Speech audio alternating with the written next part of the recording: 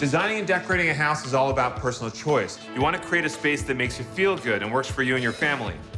When it comes to color choices and decor, people often fall into two camps: neutral and calming, or bright and vivacious. Today, gray is considered the new beige. It's a more modern take on being neutral. With a gray base, it's easy to add pops of color seasonally. For example, in the summer, yellows and greens can add a fresh, clean look, and for those cozy winter nights, purples, silvers, and blacks are great. This house was a vintage Vegas home, and I wanted to maintain that vibe, but update it with some modern touches.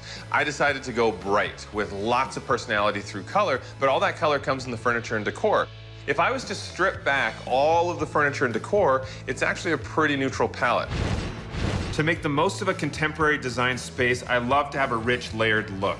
That means mixing up your colors, your patterns, mixing textiles, and add a little sparkle with mirrors, lighting, and metals.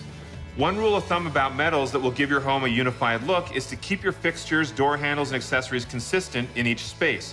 So, for example, in your bathroom, if you have a brushed nickel faucet, consider having the same finish on your light fixture. Mid-century modern is all about timeless, simple design, nothing too fussy or ornate. I love the color, I love the wood accents and vintage accessories, and I've used that in this space just to tie everything together. But most importantly, the repetition of the color throughout the entire house just provides a more cohesive look.